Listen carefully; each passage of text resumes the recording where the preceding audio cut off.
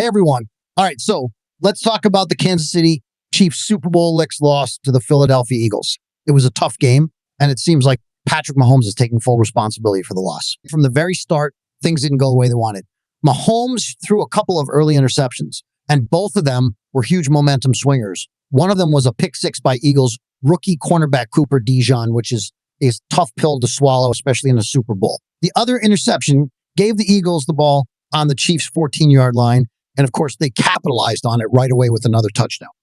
That was the turning point right there. The Eagles went into halftime with a 24-0 lead, and that's a hole that's just way too deep to climb out of in a game like this. Mahomes himself even acknowledged how damaging those turnovers were. He said, obviously, the turnovers hurt. I take all the blame for that. Those early turnovers swing the momentum of the game, and they capitalized on them. They scored on one and got a touchdown immediately after. So that's 14 points I kind of gave him. It's hard to come back from that in a Super Bowl. Just didn't play up to my standard, and I have to play better next time.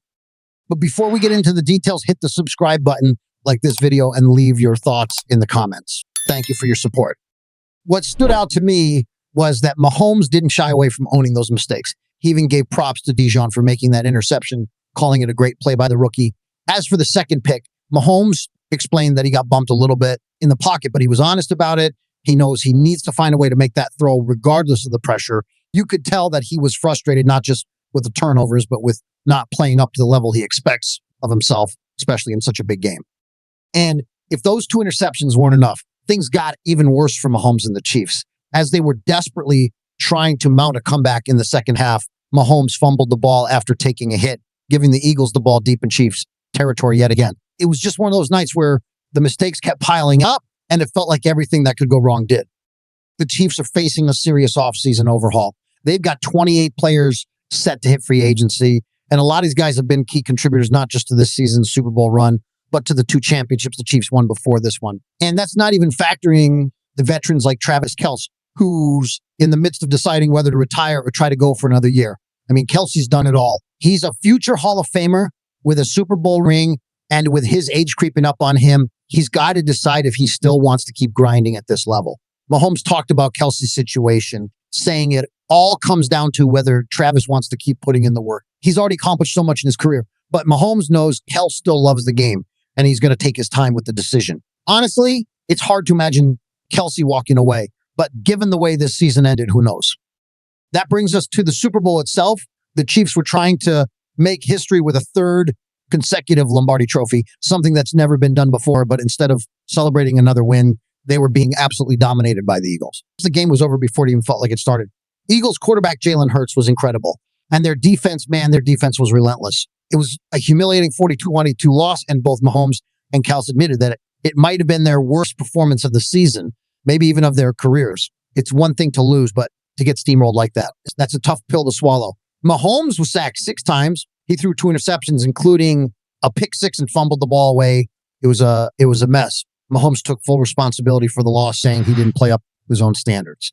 He knew he struggled earlier in the season, but that game showed he's got some areas he still needs to improve on. And honestly, when it matters the most, that's got to sting a little extra. With the three-peat dream gone, the Chiefs are now turning their attention to the future. It's time to recalibrate, retool, and come back next season with a fresh approach. And while it might be painful to let go of the dream of winning 3 straight titles, center Creed Humphrey put it perfectly. It was never about the three-peat. It was about living in the moment, just getting this one done. And yeah, it still hurts that they couldn't finish the job, but that's the game. You can't win them all. Looking ahead, there are some big decisions to make, especially when it comes to the roster.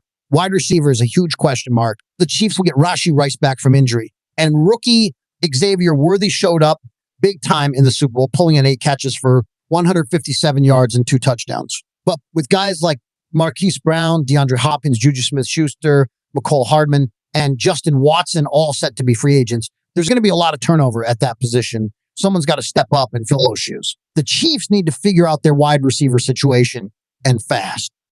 Then there's the offensive line. Trey Smith is also a free agent, and while the Chiefs want to keep him, the price might be a bit too steep. But the bigger concern is left tackle. The Chiefs tried a few different guys in that spot this season, including Kingsley Sumatai and Wanya Morris, but neither really worked out. In the Super Bowl, Joe Thuney had to step in and play left tackle, And it was clear that the line just couldn't protect Mahomes. The Chiefs are going to need to make some serious moves in the offseason to shore up that position.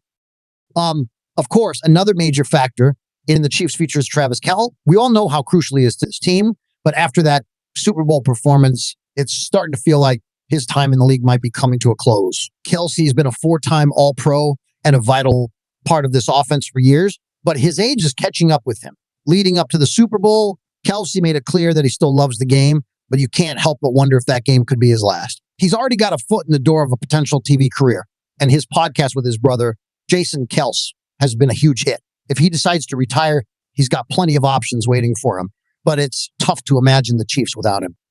As far as coaching goes, Andy Reid isn't going anywhere. At 66 years old, he's made it clear he plans to return for at least one more season, if not beyond. There was some talk earlier this season about whether Reid might decide to retire, but that's been squashed. As for the rest of the coaching staff, it looks like they'll be back as well.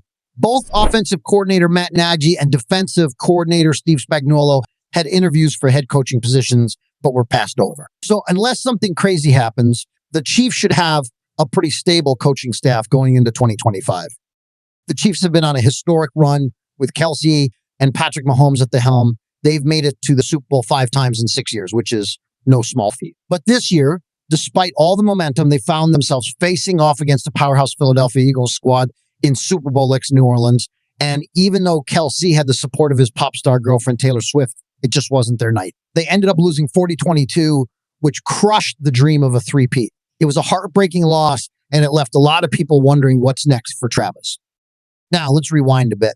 Before all this drama went down, Kelce had actually dropped some pretty intriguing hints about his future in the NFL. On the New Heights podcast, he was talking about the possibility of playing for another team. And that's when he mentioned that if he were ever going to leave the Chiefs, it might be for a team in London. Yeah, you heard that right. A team in London. Kelce said he'd be open to the idea of playing for an NFL franchise in Britain if one were ever set up. The NFL has been eyeing London for a while, ever since they started the international series back in 2007. And for years now, there's been constant buzz around the idea of London finally getting its own NFL franchise. The Jaguars have been using Wembley Stadium as their second home from 2012 to 2020. And with how much the NFL's presence has grown over there, it seems like a real possibility.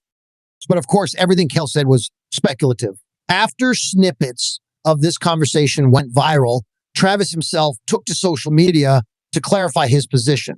In his typical laid-back style, he joked, let's be honest, I'd never leave the Chiefs, but playing in London sounds fun. And honestly, when you hear him say that, you can tell it's all in good humor. It seems pretty clear that Kelce's not planning on jumping ship anytime soon.